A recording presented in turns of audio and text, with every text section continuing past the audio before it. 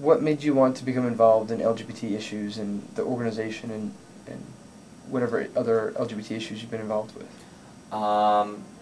As the first time I was seriously involved in or involved at an organizational level was about 2 years ago when Mitt Romney was selected as the commencement speaker, and I got involved in a lot of the planning, the protesting there.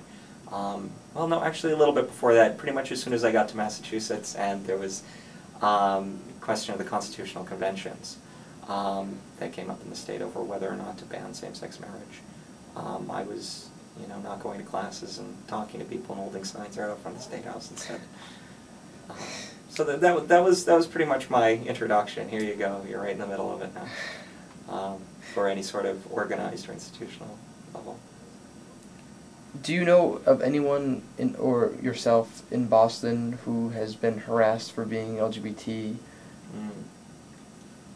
Yes. When I first transferred to Suffolk University, it was January of 2004. And I actually had 1 month's notice of acceptance, and I was in the state of Washington, so it was 3,300 miles I had to travel in 1 month. So I took the opportunity to live in the dorms for the first semester. And one of the times while I was in the dorms, there was actually an individual on the hall who was obviously drunk. And he was opening his door and yelling things like, "Kill all the faggots." It was also insults against, burn the niggers and everything else. He was obviously drunk and just, I don't exactly know what his issues were. But I called the police on him. And they came up and they talked to him and they quieted him down. And that was okay for about 15 minutes until they left and they told him to sleep it off. And then he came pounding on my door because he had friends in every other suite on the floor, so he knew I was the only one who would have called and turned him in. So he was banging on my door, making threats against my life, saying he was going to kill me. And I called the police again, and they dealt with it the second time. And I think he was actually kicked out of the university after that. So. Wow. There you go. There's a story even in Boston. Even in Boston. Now, does your group have any transgender people involved with it?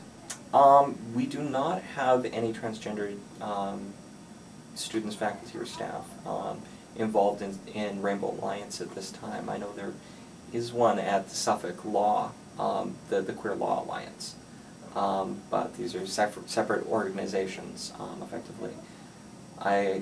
So no, we don't right now. Now, how well do you feel that your group understands trans issues? Do you think it's something that people do really understand? Do you think it's a very nebulous thing that people need to have more education on those issues?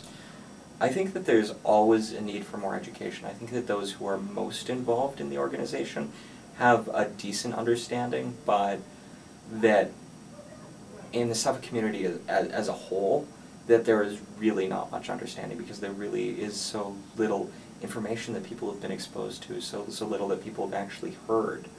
And certainly so few people in Suffolk University community have met anyone that's transgendered, or at least that they knew was transgender. So. What resources do you find are best out there that people use or you use? Out there, like at Suffolk University, at least, there are a lot of different connections that can be made. There's an Office of Diversity Services, which one of its main focuses, and there's actually someone specifically dealing only with LGBT issues. So that's really nice, a really useful resource to have when, figuring out what we can be doing to be helpful or who to contact about, whatever we need. The counseling center the counseling center on campus always has, someone come in every semester and, talk about, the services that are available to help people with whatever they're going through at the time. So that's really useful to always have, available for free to students. I'm not sure as much about what's going on in the community since I'm